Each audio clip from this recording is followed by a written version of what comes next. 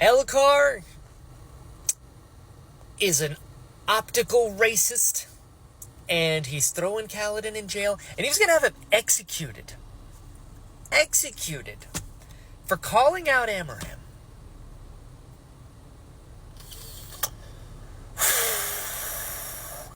And you know what? As much as I hate it, I get it. I get it that Dalinar, he did his due diligence. The fact that he got 17 other men to corroborate Amaram's lies, that is hard to argue with. I totally understand from his point of view. I hate it, but I understand. That's a guy you've known for decades. He has unquestionable honor as far as the PR team is concerned. And he has 17 other people. That's 18 people versus 1. Okay, I get it. And the fact that he was like telling Kaladin, I'm glad that he stuck with him. And he's like, hey, listen, he's the only guy, he saved my sons. Like, I'm glad that Dalinar really stood 10 toes down and was like, no, if you execute him, you will make an enemy of me. Okay, cool. I'm glad Dalinar did that. And he's trying, and also I'm just apologizing for Dalinar now. I get that Dalinar, he's getting the weird, like, countdowns, on his walls carved into shit. So he's like, I'm on the clock. I don't have time for this. Also, you completely ruined our plans. Valid. But Kaladin's back in jail now.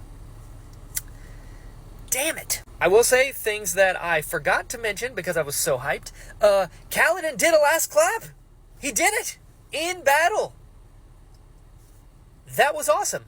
What was not awesome is the second he touched the shard blade, he'd heard screaming in his head, and Realus also heard it, and he went so crazy he ran out. So I don't know what that was about. And, Syl before was like, I'm glad you didn't touch the shard blade. So she knew that was going to happen. But what does that mean? Because Kaladin is a Radiant. The Radiants, from what I understand, killed their Spren. But Shallan is also a Radiant. And she's touching it, and Pattern doesn't mind. So is it the Honor Spren that were the ones that were killed specifically? I don't know what's up with that. But, man, what a roller coaster of a few chapters. And the fact that Sadeas just weaseled his way out was like, oh no, yeah, I agree, in like a year. What a bitch. Man, will say, you guys know, Dalinar has always been my number 1. Adolin's number 2. That was badass, dude. The fact that he saw 4 people and was like, okay, and just went for it, like, what a badass. He is awesome. And everyone was like, oh my god, he actually, he won. Whoa. Nuts. And I love that Kaladin was watching him fight and was like, whoa, he's actually incredible. Like, 2-on-1 was actually, like, even for him. Where before, like, can you take on 2-on-1? Yeah, he can. As someone whose favorite Game of Thrones character is Barristan Selmy, because he's absolutely incredible on the battlefield, yeah. Adolin's number 2. The Kholin boys, I'm about it. I loved Renarin. I loved Kaladin jumping in with his cold line of, like, I'll see what I can do. That's so cool. I love that he, like, lashed himself into and broke his legs and his feet. Crazy. That was a wild couple chapters. And it is, I hate this system where Kaladin, like, granted, Kaladin has some growing up to do.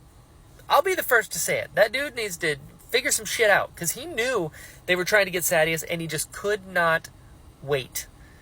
He took the moment away, which is, listen, Dalinar was like, your need for vengeance kind of ruined everything. I understand both sides of this coin. But I also, the reason I get so turnt and mad about this shit is because it's not just vengeance, it's injustice. And, Elhokar throwing him in jail after that? Injustice. Damn.